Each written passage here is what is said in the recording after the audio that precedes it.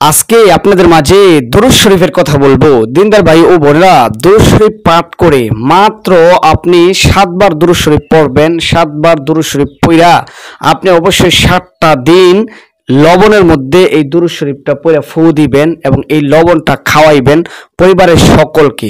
দিনদার ভাই ও বোনেরা, এটার কি যে ফজিলত আপনাকে আমি বলে দিব এখনই। এটা করলে আপনার কি হবে, এই দুরূদ শরীফটা পাঠ করে লবণে ফু দিলে এবং সকলে খাইলে কি লাভ যে হবে আমি বলতেছি আপনাকে।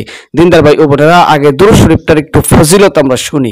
এই দুরূদ শরীফটা হলো অত্যন্ত গুরুত্বপূর্ণ একটা বিষয়, একটা পাঠ। এইখানে আপনি যত আমলই করেন না কেন, যা কিছুই করেন না কেন, দোয়া, দুরূদ, সূরা, কেরাত, যেটাই করেন না কেন, নামাজ, দোয়া, ইস্তেগফার, সবকিছুর শুরুতে কিন্তু আপনি দুরূদ শরীফ পড়া লাগে।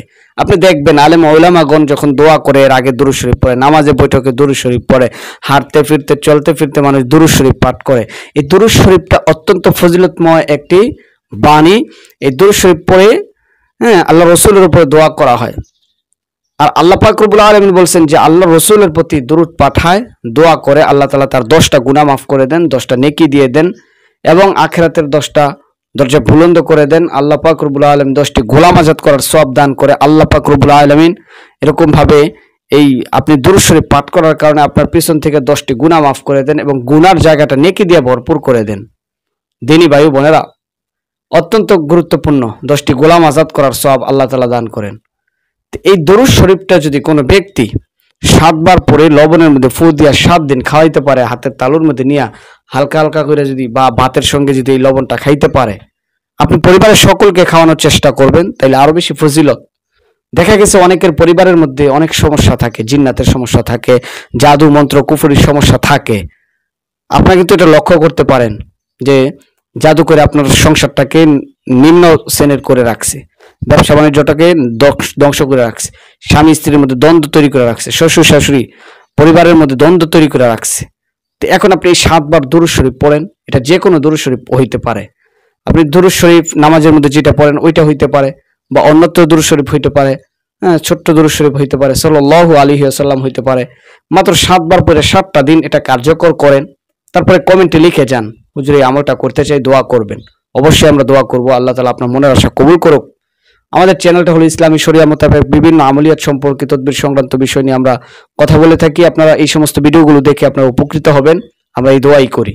দিনদার ভাই ও বোনেরা, তার দেরি কেন, আসুন যারা জাদুগ্রস্ত অবস্থায় আছেন, কুফরির শিকার আছেন, বিভিন্ন মন্ত্র তন্ত্র, বিভিন্ন ম্যাজিকের শিকার হয়ে আছেন, নিজে বুঝতে পারেন শরীর দিন দিন শেষ হয়ে যাচ্ছে, তারা এই দুরূদ শরীফের পাঠ করেন এবং আমাদের কমেন্টে লিখে যান, আমরা আমলটি করতে চাই। এবং দুরূদ শরীফটা পাঠ করে কিছু লবণ নিয়ে এই লবণের ফু দিয়া পরিবারের সকলকে খাওয়িয়ে দেন। আল্লাহ চাহে তো জাদু মন্ত্র বান কুফরি করে আপনাকে কোনো কিছু করতে পারবে না ইনশাআল্লাহ। এই দুরূদ শরীফটা পাঠ করে শুধুমাত্র 7 বার পড়বেন। আমি নামাজের দুরূদ শরীফটা আপনাকে বলে দিচ্ছি। দুরূদ শরীফ, আল্লাহুম্মা সাল্লি আলা মুহাম্মদ ওয়া আলা আলি মুহাম্মদ কামা সাল্লাইতা আলা ইব্রাহিম ওয়া আলা আলি ইব্রাহিম ইন্নাকা হামিদুম মাজিদ। আল্লাহুম্মা বারিক আলা মুহাম্মদ ওয়া আলা আলি মুহাম্মদ কামা বারাকতা আলা ইব্রাহিম ওয়া আলা আলি ইব্রাহিম ইন্নাকা হামিদুম মাজিদ। ফু দিয়ে দেন, লবণটার মধ্যে ফু দিয়ে দেন, আবার পড়েন, আবার পড়েন, আবার পড়েন, 7 বার পড়েন। এই লবণটা এখন 7 দিন পর্যন্ত খান আপনারা। জাদু মন্ত্র কুফরি টোটকা বেজিক যা কিছুই করুক না কেন, কোনো কিছু আপনাকে ঠেকায় রাখতে পারবে না, দমিয়ে রাখতে পারবে না ইনশাআল্লাহ। এই বিশ্বাস এবং ইয়াকিন নিয়ে আপনাদের মাঝে ইনশাআল্লাহ আল্লাহ রাব্বুল আলামিনের হুকুম আহকাম সংক্রান্ত বিষয় আলোচনা করলাম।